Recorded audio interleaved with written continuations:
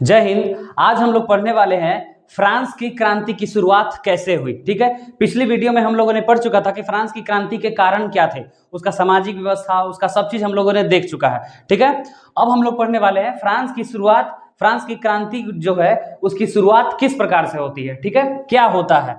तो पहला देखिए, पहला क्या था, 5 मई 1789 को क्रांति की शुरुआत जो है, समझिए कि 5 मई जड़ है, ठीक है ना, रूट है जहां से ये क्रांति की शुरुआत हो जाएगी। 5 मई 1789 को राजा स्टेटस जनरल की मीटिंग बुलाता है। स्टेटस जनरल क्या है, तो देखिए, राजा बताए थे ना पिछली वीडियो में कि राजा टैक्स ज्यादा बढ़ाते चला गया, जिसके कारण तृतीय वर्ग जो था, जो थर्ड स्टेट था, उसको बहुत ज्यादा गुस्सा है, जिसके कारण जो है वो लोग विद्रोही हो गए, यानी शासन के खिलाफ विद्रोह कर रहे थे। ठीक है, तो टैक्स जो बढ़ाया जाता है, तो पहले नियम ये था राजतंत्र में, यानी फ्रांस में पहले से नियम था कि राजा जब भी टैक्स बढ़ाएगा तो स्टेटस जनरल की मीटिंग बुलाएगा। स्टेटस जनरल क्या था, संसद की तरह था, ठीक है, जिसमें से प्रथम वर्ग, द्वितीय वर्ग, तृतीय वर्ग के लोग चुन करके जाते थे। प्रथम वर्ग से 300 मेंबर्स है ना सदस्य, द्वितीय वर्ग से भी 300 मेंबर्स और तृतीय वर्ग से 600 मेंबर, यानी इतने सदस्य एक सभा में बैठते थे। यानी एक सभा में कितने हो गए, समझिए टोटल 1200। ठीक है ना, फर्स्ट प्लस सेकेंड हैंड में 300 प्लस 300, थर्ड स्टेट से 600, इतने मेंबर्स बैठते थे। ये लोग बैठ करके क्या करेंगे, मीटिंग करेंगे कि टैक्स कितना बढ़ेगा और क्या नहीं। ठीक है, तो स्टेटस जनरल की मीटिंग बुलाई जाती है। मीटिंग में होता क्या है, पहला ही विद्रोह तो मीटिंग में शुरुआत हो गया। क्या हुआ विद्रोह में, मीटिंग में बोला कि करों का प्रस्ताव, यानी कि टैक्स कितना बढ़ाया जाए। मीटिंग का मेन मुद्दा यही है। स्टेटस जनरल की मीटिंग किस लिए बुलाई गई, तो टैक्स कितना बढ़ाया जाए इस मुद्दे पर। ठीक है ना, तीनों स्टेट्स के प्रतिनिधि आ गए, लीडर है ना, तीनों स्टेट्स के लीडर। मतलब ये है कि जैसे मान लीजिए 10 गांव है, तो 10 गांव से एक एक आदमी चुन के गया वहां 10 गो, तो वैसे ही फर्स्ट स्टेट के सभी मेंबर्स पहुंचे, यानी नेतागण, प्रतिनिधिगण, द्वितीय और तृतीय सबके पहुंच गए। वहां पहुंचने के बाद जो भी मीटिंग हुआ कि हाँ इतना टैक्स होगा या जो भी होगा, हुआ ये कि जब फाइनल हो गया कि टैक्स कितना बढ़ना चाहिए या कितना नहीं, ठीक है, तो तृतीय वर्ग ने विरोध किया। किस बात का विरोध किया, जब वोटिंग हुआ कि हाँ भाई, जैसे मान लीजिए कैसे कानून कैसे बनाया जाता है, ये भी हमने वीडियो बनाया था, तो आपने देखा ही होगा कि कानून बनता है तो उसके पहले हमको ड्राफ्टिंग करना पड़ता है। सभी लोग उस पर उसको पढ़ेंगे, दस्तखत करेंगे, मानेंगे, तभी ना होगा एक्सेप्ट। तो इसको मानेंगे कैसे भाई, सब लोग वोट कीजिए कि हाँ ये कानून पास होना चाहिए या नहीं। और जब कानून पास होने लगा तो राजा बोला कि ठीक है चलिए वोट दीजिए, ये पारित होगा या नहीं होगा। तो वोट देने का नियम बड़ा शानदार था। वोट जो है मेंबर्स नहीं देता था। कितने मेंबर्स है इसमें, 336, यानी कि लगभग 1200 मेंबर्स है। तो 1200 मेंबर्स वोट नहीं करेंगे, है ना, लड़ाई की जड़ यही है। कौन वोट करेगा, तो फर्स्ट स्टेट के टोटल मेंबर का एक वोट गिना जाएगा, सेकंड स्टेट्स के टोटल मेंबर का एक वोट और थर्ड स्टेट्स के टोटल मेंबर का एक वोट, यानी 1 2 3 वोट गिना जाएगा।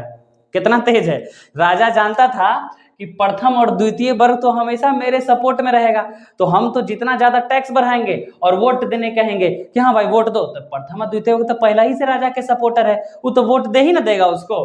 ठीक है, तृतीय वर्ग ने इस बात का विरोध किया, कहा नहीं ऐसा नहीं होगा, है ना, आप जो है हर मेंबर को अधिकार दीजिए वोट देने का। हम 600 है तो 600 लोगों का एक एक काउंट कीजिए। मतलब ये है कि घर में अगर 10 आदमी है तो 10 का अलग अलग काउंट कीजिए। वो कह रहा है नहीं, घर का एक वोट काउंट करेंगे, दूसरा घर तो पूरा घर के एक वोट, तीसरा घर के एक वोट, ऐसे घर वाइज वोट। तृतीय सभा ने इस बात का विरोध किया कि हम ऐसा नहीं मानेंगे। और राजा बहुत कचरा था, वो कहा नहीं मानेगा, रुक जाओ, हम तो और थर्ड स्टेट का मान्यता रद्द कर देते हैं, भाग यहाँ से जाओ। यो सब तेज था, यहाँ से निकल गया। अब तृतीय वर्ग को आया गुस्सा, ये लोग सभा का बहिष्कार कर दिया कि हट, हम नहीं रहेंगे तो मीटिंग, हम जा रहे हैं। और राजो खचरा था, कहा कि ठीक है जाओ, हम तोड़ सके बात नहीं मानेंगे। अब प्रस्ताव पास कर दिया कि हाँ टैक्स बढ़ाया जाएगा, है ना, यानी समझिए कि ये सब कानून बनाने के लिए जुटा, कानून पास कर दिया। ये दोनों वोट दिया, फर्स्ट से सेकंड वोट दिया, तीसरा चल गया, राजा इसको रिजेक्ट कर दिया कि जाओ, तो गड़बड़ हो गया। तीसरा वर्ग बहुत तेज, ये कहा कि रुको हम तोड़े रिजेक्ट कर देते, उल्टा ये सब राजा के रिजेक्ट कर दिया कि हम तुम्हारे शासन में नहीं है, हम जा रहे हैं। ये सब एगो टेनिस कोर्ट में जमा हुआ, टेनिस का एगो ग्राउंड है जहां टेनिस खेला जाता है ना, वहां एगो ग्राउंड है, वहां ये सब इकट्ठा हुआ।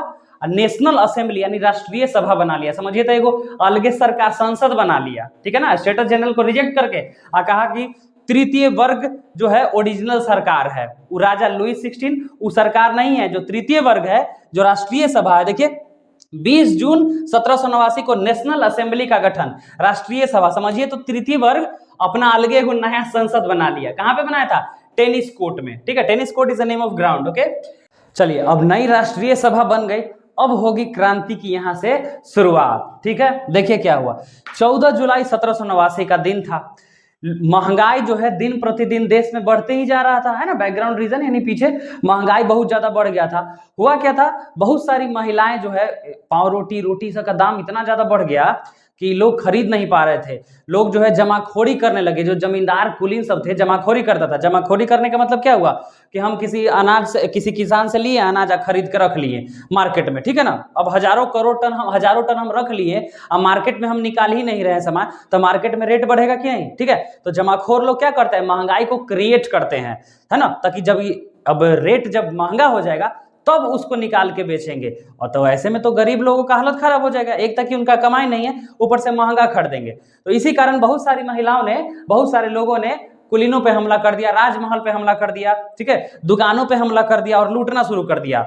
इधर देखिए, यह 1789 में नेशनल असेंबली का गठन हो गया। नेशनल असेंबली का गठन होने के बाद तो ये सब चीज से राजा जो है बहुत ज्यादा भड़क गया, है ना। लुईस 16 वो कहा कि ना बहुत हो गया, जाओ तरे सेना को आदेश दे दिया कि जाओ लोगों को मारना शुरू करो, ठीक है ना। अब सेना को आदेश दे दिया। अब लोगों को पता चल गया कि 14 जुलाई सुबह में, है ना, हंगामा मच गया। 14 जुलाई का मॉर्निंग के टाइम में हंगामा मच गया कि राजा तो हमारा सबके खत्म कर देगा। सेना का प्रवेश हो गया है शहर में, सेना हम लोग को खत्म कर देगा, मार देगा। अब लोग जब सोचेगा कि जब वो मारने ही आ रहा है तो चुपचाप बैठ के मार खाएंगे तो भी मरेंगे, डिफेंड करेंगे तो हो सके शायद 1-8% चांस हो कि जीत जाए, है तो मरना तो निश्चित है। अब सेना आ गया है, ठीक है। ये सब क्या सेना के आने से पहले ही ये लोग क्या किया, बास्तील, देखिए बास्तील क्या है, बास्तील जो है एगो बिल्डिंग था, ठीक है ना। बास्तील एगो किला था, बास्तील का किला हम लोग जिसको कहते हैं। बास्तील का किला में बहुत सारा जो सेना का जो हथियार होता है ना, वो हथियार ये सब रखा रहता है, ठीक है ना। तो जनता क्या सोचा कि अरे सेना सब आएगा तो हथियार लेके आएगा ना, हथियार लेके ही हमला करेगा, बम ये सब लेके आएगा। तो चलो सबसे पहले उस जगह पे हमला करो जहां हथियारों का जखीरा होगा, जहां बम गोला बारूद सब रखल होगा। चलो वही बिल्डिंग पे पहले हमला करो, ताकि सेना के पास हथियारे नहीं रहेगा तो सेना जो है कुछ नहीं कर सकता है। चल गया ये सब बास्तील के किला, और क्या। वहां जो बॉडीगार्ड ये सब था सबके मार दिया, बॉडीगार्ड सबके मार दिया। लगभग 5000 लोग गए थे, समझिए कि ये सब अपने एगो सेना था। 5000 लोग यहाँ है जो एगो बिल्डिंग पे अटैक करने जा रहा है। सोचिए बिल्डिंग का तो कितना हालत खराब कर दिया होगा ये सब। वहां के बॉडीगार्ड्स को मार दिया, अंदर हथियार लूट लिए, हथियार लूट के सब फेंक दिया, बर्बाद कर दिया। और जो बास्तील का किला था वो किला बिल्डिंग तोड़ के राख कर दिया। और राख जो झोला में भर के लेके गया था, ठीक है, झोला में भर के लेके। यानी कि सोचिए 1 घंटा पहले यहाँ बहुत बड़ा बिल्डिंग है, बास्तील का बड़ा सा किला जो नफरत का केंद्र था, है ना, लोगों गरीबों के तृतीय वर्ग के नजर में, ओकरा सब ढाढ़ा के ओकर राख ले गया अपन झोला में भर के चल रहे जाते हैं। और जाके हम मार्केट में बेच दिया, है ना। मार्केट में कौन लोग खरीद रहा था, वैसे लोग खरीद रहे थे जो ढाहने नहीं गया, बास्तील का किला तोड़े नहीं गया था।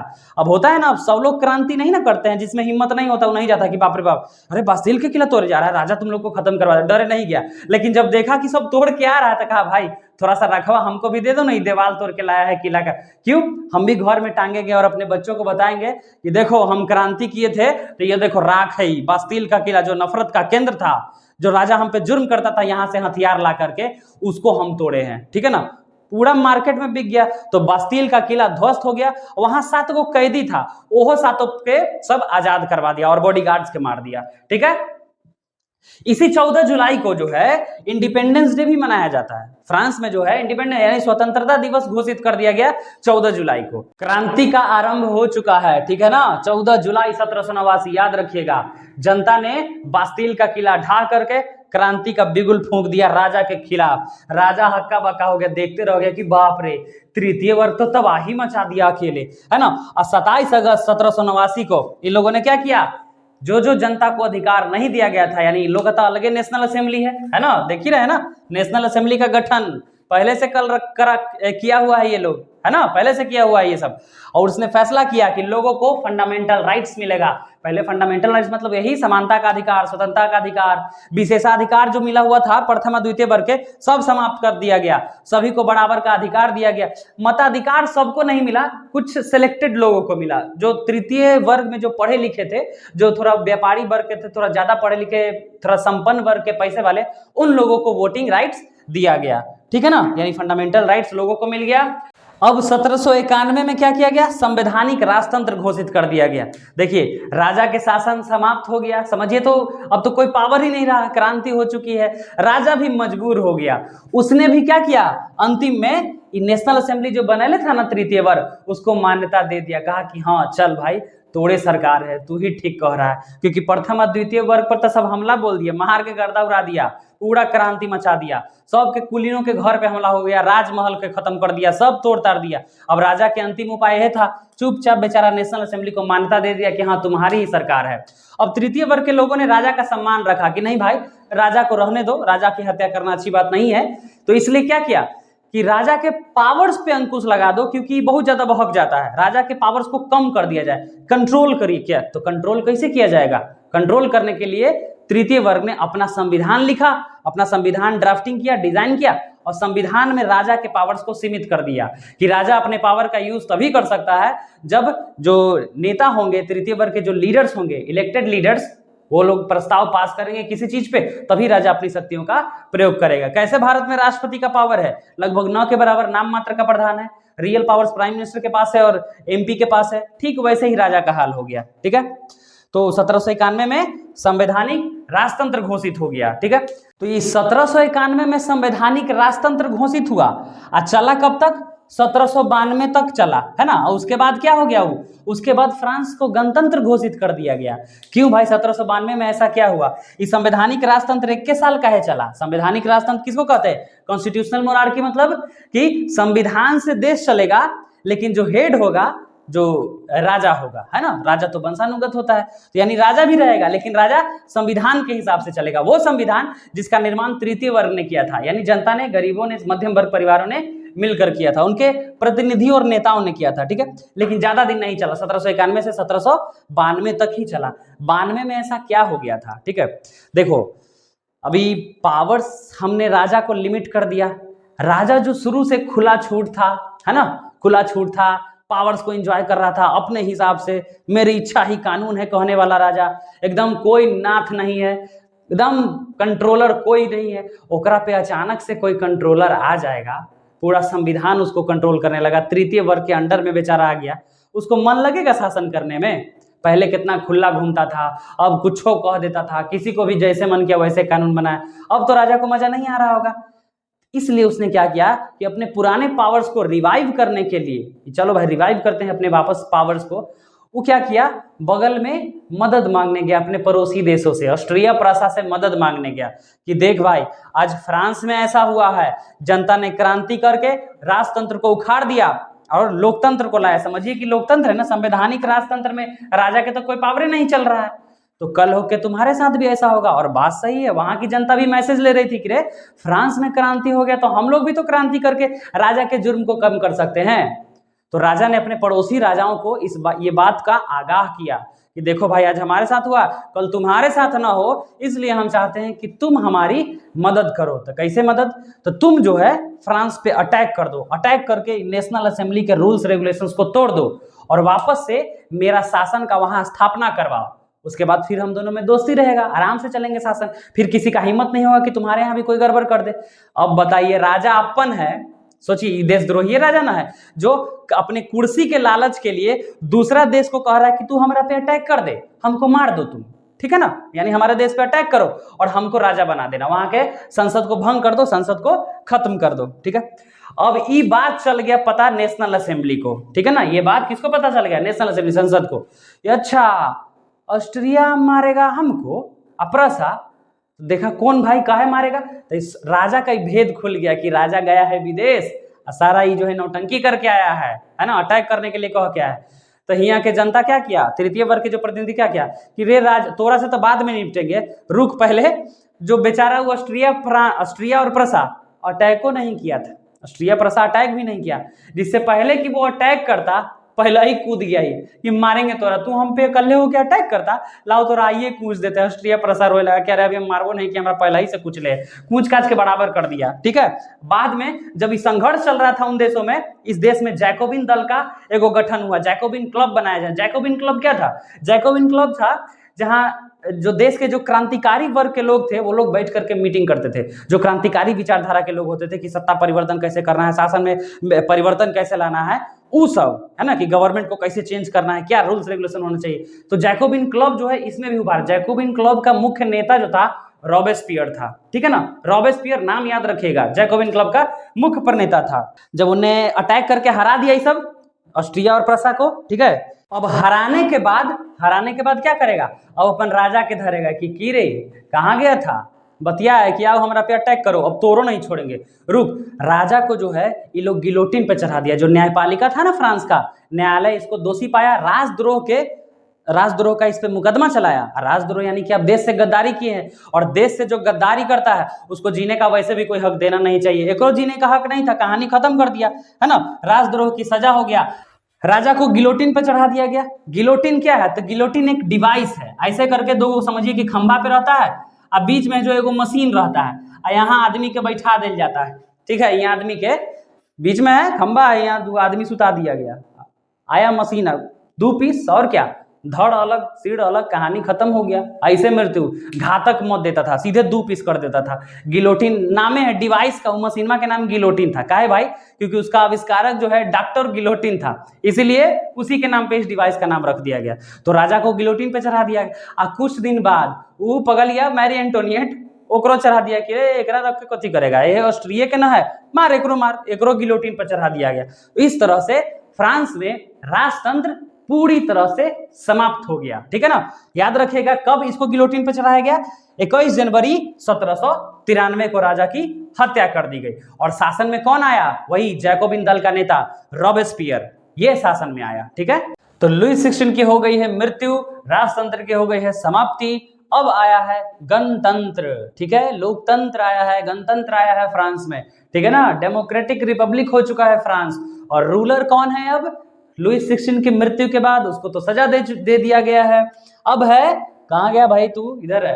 अच्छा, रोबेस्पियर, नाम याद रखेगा, रोबेस्पियर, वही जैकोबिन दल का नेता जो टीम बना के मीटिंग कर ले चलता था हर जगह, है ना, कि क्रांति कैसे की जाती है। चलिए, जब इसका शासन ज्यादा दिन नहीं रहा, यही देखिए 1793 to 94, ठीक है, 1793-94, तो रोबेस्पियर के शासन को कहा जाता है रेन ऑफ टेरर। ठीक है ना, आतंक राज कहा जाता है। ऐसा क्यों? क्योंकि इसने अपने नियम और कानूनों को इतने सख्ती से लागू किया कि इसका जो सपोर्टर था वो बेचारा का त्राहिमाम करने लगा। यानी इतना ना ज्यादा डिसिप्लिन मेंटेन करवाने लगा कि वो डिसिप्लिन मेंटेन करना मुश्किल हो गया। जैसे मान लीजिए कि आपको हम कह रहे हैं कि देख, मान लीजिए आप हमारे स्टूडेंट है और आपको हम कह रहे हैं कि कल होमवर्क करके लाना है ना, तो होमवर्क करके लाना इज अ गुड थिंग, है ना, ये बना के लाना, पढ़ के लाना, सब नहीं करके लाया कोई बात नहीं, चलो इसको ले जाओ 4th फ्लोर पे ले जाओ, छत के नीचे फेंक दो। ये खतरनाक हो जाएगा कि नहीं? कि बहुत अच्छा पढ़ा रहे हैं, बहुत अच्छी बात है, लेकिन सजा कैसा दिए? मृत्यु दंड दे दिए। बताइए, अब मृत्यु दंड हम दे दिए तो कहानी खत्म हो जाएगा। ठीक है ना, तो आतंक राज है। तो इसीलिए कहा जाता है 1793-94 यानी रोबेस्पियर के शासन को रेन ऑफ टेरर कहा जाता है, क्योंकि इसने अपने ही समर्थक लोगों का जीना मुश्किल कर दिया। बाद में इस पे भी राजद्रोह का मुकदमा लग गया, जो सुप्रीम कोर्ट यानी जो न्यायालय था एक और गिलोटिन पे चढ़ा दिया कि चल सब गिलोटिने पर चढ़, तो सब मरे वाला है, ये काम कर रहा है, लत लक्षण भाई मरले पर जाए। रोबेस्पियर चल गया, और क्या, रोबेस्पियर हैज ऑलरेडी जाई बिकॉज ऑफ हिज लत एंड लक्षण। चलिए अगला, डायरेक्टरी शासन। देखो भाई, लुई 16 गड़बड़े था, पहले राजा तो ऑलरेडी गड़बड़ था, संविधान दे दिया फिर भी गड़बड़ी कर दिया। रोबेस्पियर आया, एगो के हाथ में शासन आ गया, एहो गड़बड़ी कर दिया। तो लोगों ने सोचा कि अच्छा एक व्यक्ति को शासन दिए इसलिए गड़बड़ हुआ, लाओ हम डायरेक्टरी रूल अपनाते हैं। डायरेक्टरी रूल में क्या हो रहेगा? 5 गो शासक रहेगा, 5 गो रूलर रहेगा, पांचों रूलर आपस में तय कर लेंगे, यानी 5 गो में कम से कम 3 गो हाँ कहेगा, तब कोई कानून या नियम सख्ती से लागू किया जाएगा। ठीक है ना, क्योंकि रोबेस्पियर तो अकेले तानाशाही टाइप हो गया था, 5 गो रहेगा तो तानाशाही टाइप नहीं होगा। ये 5 गो जब बन गया ना डायरेक्टरी रूलर, जो 5 शासक हो गए, ये पांचों में कॉम्बिनेशन नहीं होता था, मुंह टेढ़ा टेढ़ी, मुंह फुला फुला भी आपसे में कह ले, यानी यहो शासन ज्यादा दिन नहीं चला। 1795 से 1799 तक इसका रूल हुआ। ठीक है, इसके बाद 99 में कौन आ गया? नाम ध्यान से सुनिए कौन आया, Napoleon Bonaparte, one of the most powerful ruler of the France. ये खतरनाक बंदा है, बहुत खतरनाक तानाशाह था। 1799 में ये पहले मिलिट्री में था, ठीक है ना, फ्रांस की सेना में था, प्रथम काउंसिल के रूप में सेलेक्ट हुआ और ठीक आफ्टर 5 इयर्स 1804 में किंग ऑफ फ्रांस, फ्रांस का राजा घोषित कर दिया जाता है, ठीक है। और कब तक था ये? 1815 तक ही रहा। क्यों? 1815 में वाटरलू का युद्ध होता है, यही रूस सोवियत यूनियन में वहां युद्ध हो जाता है जहां इसकी मृत्यु हो जाती है, ठीक है। तो ये हम लोग पढ़ लिए फ्रांस की क्रांति कैसे हुई, क्या हुई और क्या क्या उसका परिणाम हुआ। आगे चल के हम लोग नेपोलियन के बारे में नेक्स्ट क्लास में हम लोग चर्चा करेंगे 10th में, ठीक है। तो उम्मीद करते हैं कि आप लोग को ये समझ में आ गया होगा। अब हम लोग मिलेंगे अगले वीडियो और अगले टॉपिक पे, ठीक है। जय हिंद।